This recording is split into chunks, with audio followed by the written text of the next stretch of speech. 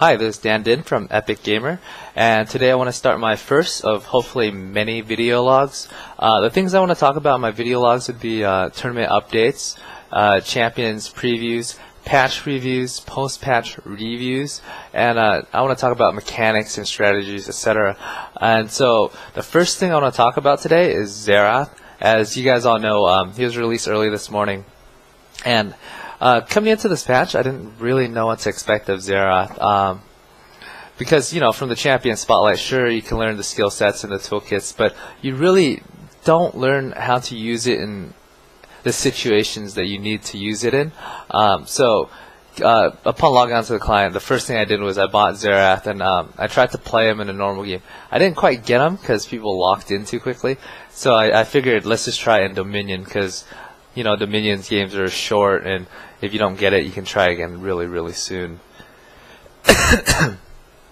So I probably played 2 or 3 games in Dominion, then I played another 2 games in normal, and then another 2 ranked. Going into it, I felt like I didn't know how to play Xerath at all. My build was wrong. I didn't really know what to do, and not knowing what to do with Xerath made him feel really lackluster. But once I did start figuring things out, making minor adjustments to my build, my masteries, and my skilling order, I started getting a lot more kills and doing a lot better. I'd say that I carried some games just with Xerath, and even when I lost, I felt like I was contributing a lot. So moving on, what I want to talk about is Xerath's skill set. I'm going to go over the description of each of his skills, and then I'm going to go back and talk about how those skills are used and how they're useful in different situations. So his first skill is Ascended Form. That is his passive. It converts a percentage of his ability power into armor. His second skill is Arcanal Pulse. That's his Q, and it fires a straight lined laser beam, sort of like Luxazol, but not quite as long.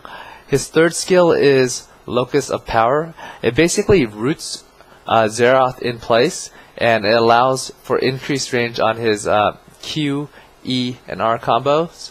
And during that time, he also gained extra percentage spell pen, and when he gets out of that stage, he's going to gain a movement speed buff. It's like a mini ghost for 2 seconds when he gets out. His third skill is Mage Chains. It's a single target nuke that applies a debuff on the enemy champion, causing the next nuke that you put on him to stun him for 2 seconds. Finally, his last spell, his ultimate R, is Arcane Barrage. It's basically like Kog'Maw's ulti, but you can do it 3 times. The animation's faster, and the area effect is a little bit larger too. So going back, let me talk a little bit more about Ascended Form and how it's good, okay? So basically, I feel Ascended Form is probably one of the best passive in the game for a caster, because what it does for a caster is this, okay? Most champions that do attack casters are Zergy, tanky DPS champions, or assassins that want to jump on them and kill them instantly. Having that armor is a lot of resistance towards that champion. A caster never really gets in range of other casters, so they don't really take a lot of magic damage. I can only foreseeably see like a Kali or Kassadin with magic damage being able to jump on Xerath and doing sizable amounts of magic damage. So, in my opinion, Xerath never really has to scale into magic armor or magic resistance. Okay. Moving on is Arcanal Pulse. Arcanal Pulse by itself is not that strong. It's a good farming ability when there's no champions. You know, you fire 2 Arcanal Pulse down a lane, it'll kill the entire wave. But it feels like it's intended to be used more with his W, which is Locus of Power. Activating Locus of Power with like blue buff or high CDR, you should be able to shoot Arcanal Pulse 3 times in that range, in that duration. So it's going to give him a lot of poking ability, especially for when you're like sieging tower. When your team is like just creating that line of defense, you can stay outside the tower and just nuke at long range and just whittle them down. I think you can do more damage than a Sona, Alistar, or Soraka can heal. So eventually, with like Locus of Power, you should be able to nuke them down. It's sort of like a Heimer strategy. If you're using Arcanal Pulse along with Locus of Power. The third spell is Mage Chain. It's sort of like Bran. I think of it that way, right? You put like a passive on the enemy champion, and the next spell, his Q is like stun or something. But the cool thing with this is any spell that he does is able to stun him. So a lot of times I would use his Mage Chain, follow up by his ultimate, and use Q and then 2 more ultimates afterwards. That's just a lot of burst damage. Finally, his last spell is Arcane Barrage. I feel like this is a really, really good spell. People say that it feels like a Kog'Maw's ultimate, but just weaker, no sight revealing. But people underestimate the damage that this thing can put out. Like at level 16, you're gonna see about like 400 per nuke on Arcane Barrage. So that's about like 1,200 AoE damage in a matter of like a second or two. Excuse me. So now I'm going to jump over into some gameplay, and then I'm going to explain a little bit more like mechanics and combinations that I use. So I'm going to take away like my face for a little bit, and I'm going to add some gameplay. Anyways, I actually lied. I thought my LoL replay was working, so I was going to get some footage from there to make the gameplay video that I'm going to be using to display or just explain the skills in further details, like the combinations and whatnot. But I think I'm just going to have to do it verbally, and then you guys have to use your imagination or try it out in game and, you know, kind of just reference how it works back to me. So basically the first thing I want to talk about is using his Q. Using his Q, you actually have to use it like basically at max range. You know, at first you want to use it with a cursor so you can tell how far it goes, and that way you never really get close enough where the other enemy can nuke you. Some champions definitely gonna always outrange your Q without your W beforehand. So Zerath early game is really, really weak. So I suggest is using your Q to farm creeps. But the moment you hit level 4, you can start harassing, because what you can do is use your W, your artillery or power of locust, to siege up and send out a Q once in a while. And the thing with your locust of power and your Arcanal Blast or Burst combo is this, okay?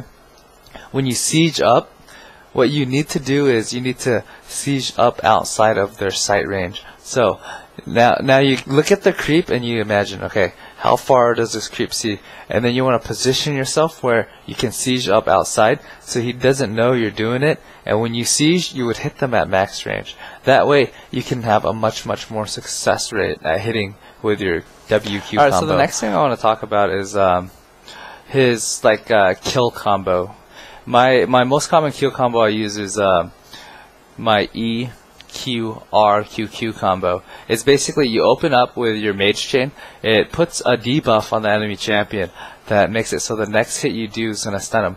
And then you use your ultimate, your Arcane Barrage, which is an instant cast, so it's really, really easy to land. So basically you proc a stun really, really quickly, and then you can use your Q for more damage, and then you can follow up with 2 more Rs.